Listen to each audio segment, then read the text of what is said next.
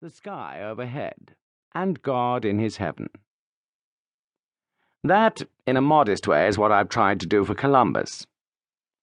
One winter's sail in a chartered yawl along the line of the Windward and Leeward Islands provided me with a living commentary on the contemporary narratives of Columbus's second voyage, and proved that Parkman's outdoor methods could profitably be applied at sea. So I sought ways and means for following the routes of Columbus's other voyages under sail. Paul Hammond, and a number of his friends and mine, organized for that purpose the Harvard Columbus Expedition. We purchased and fitted out the barkentine Capitana, near enough to Columbus's larger ships in rig and burthen, to enable us to cross the ocean under conditions very similar to those of his day, and to view islands and coasts as through his eyes. William D. Stevens contributed his 45-foot ketch, Mary Otis, as the Niña of our expedition.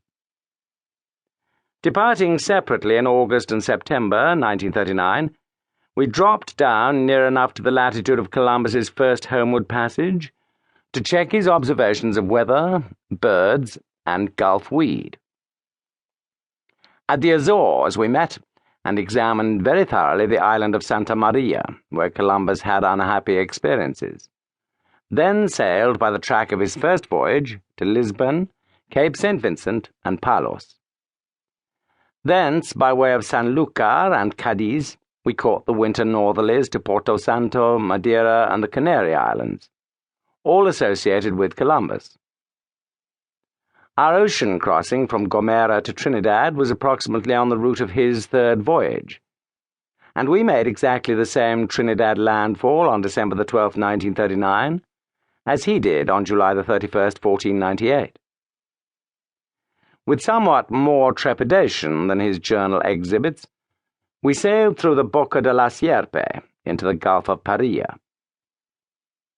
On the northern, Venezuelan shore of that gulf, we ascertained the place where Columbus first made contact with the American continent, and where he took possession por Castilla y por León.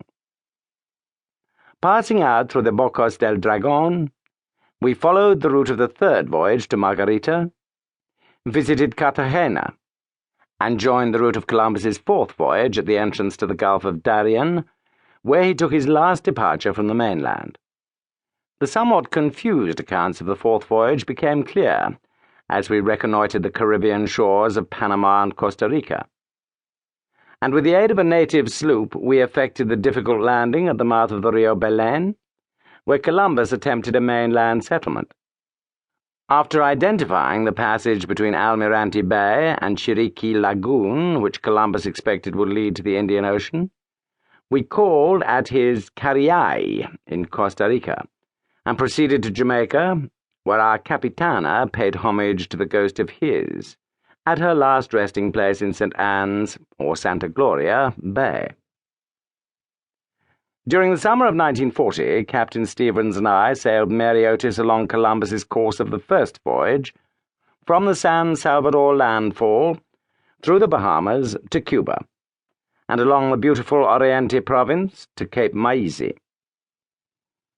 There we picked up the route of his Cuban exploring voyage of 1494. Mary Otis took us into Guantanamo Bay and Santiago de Cuba, around Cape Cruz, through El Jardín de la Reina, and past the Sierra de Trinidad to Cienfuegos. We drew too much water to follow the remainder of that Colombian voyage, and my reconnaissance of the province of Mangui was successfully completed aboard a shoal draft and hospitable Cuban gunboat.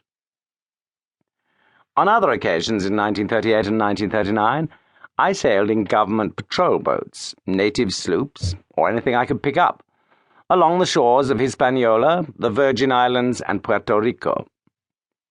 Nicaragua and Honduras I had reserved for another voyage, but war conditions have indefinitely postponed that pleasure, and it seemed best to conclude this biography without completing the work of re-exploration. Although I have not neglected the problems connected with the nationality, birth, early life, and objectives of Columbus, the emphasis in this book is on what